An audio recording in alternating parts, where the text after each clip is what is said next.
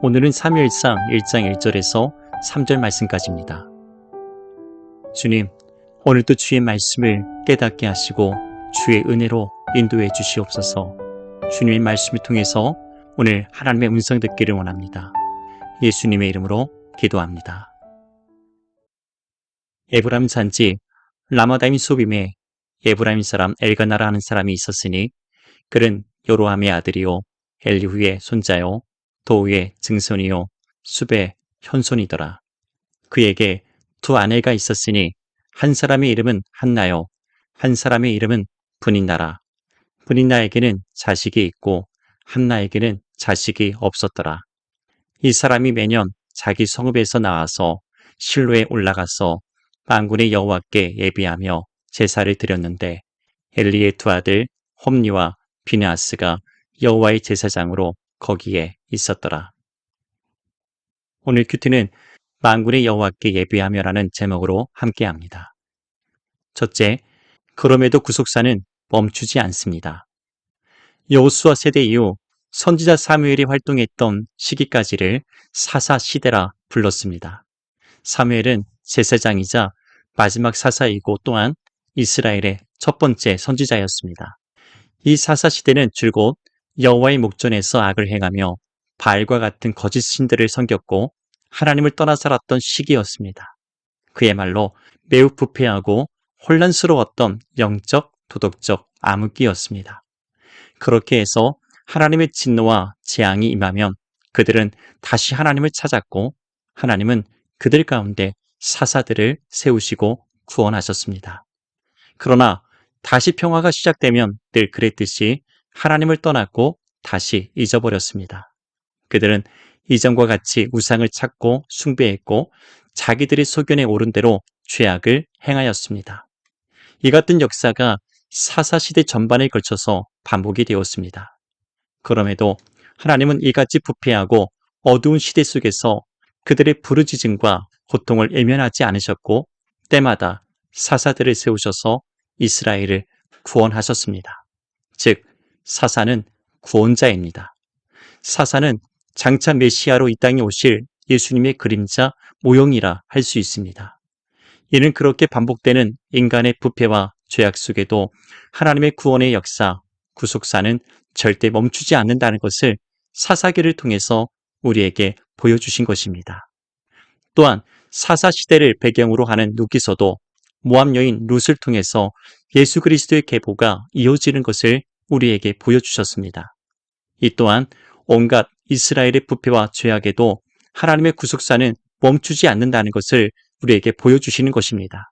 그들에게는 부끄러운 계보일지 몰라도 온 인류를 위한 하나님의 구속의 의지, 구원의 계획을 이방 여인 룻을 통해서 우리에게 보여주셨던 것입니다.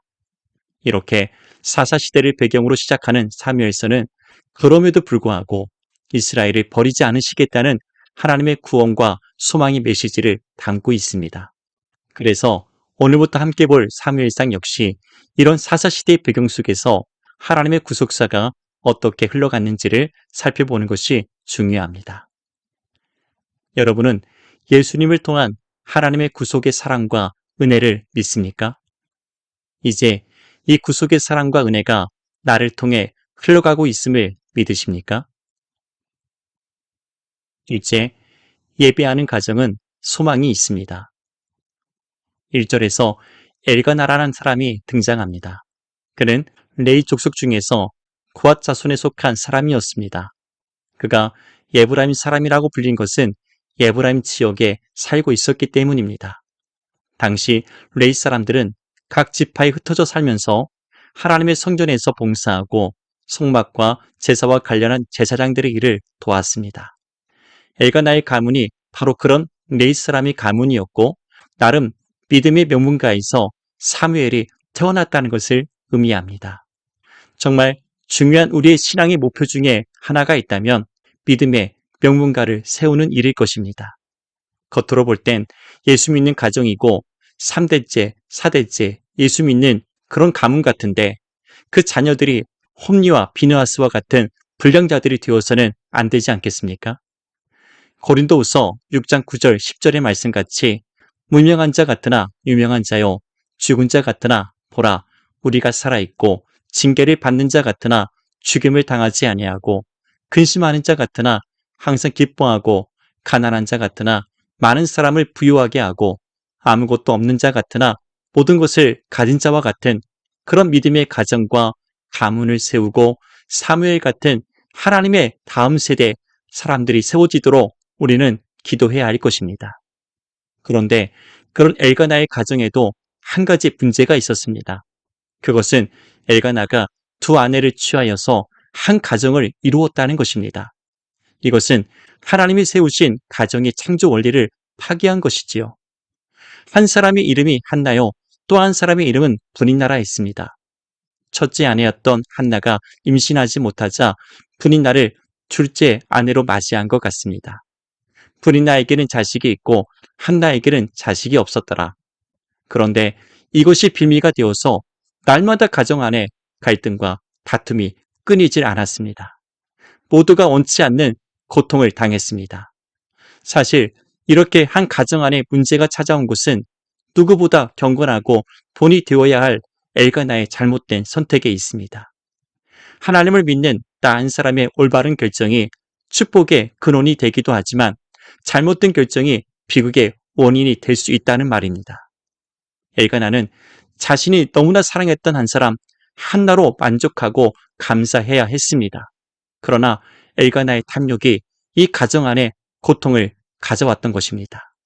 엘가나는 매년 하나님의 회막에 있던 실로에 올라가서 여호와께 예배하며 제사를 드렸습니다. 레위 사람이었던 엘가나는 그 아내를 데리고 1년에 3번 절기에 맞춰서 실로에 올라갔습니다. 그래도 엘가나가 잘한 일이 한 가지 있다면 하나님께 제사만 드린 것이 아니라 함께 예배를 드렸다는 것입니다. 그는 레위 사람이었기 때문에 하나님께 제사 드리는 일은 익숙한 사람이었습니다. 매번 율법적이고 의식적으로 끝낼 수 있었던 제사지만 그는 하나님을 온전히 예배했습니다.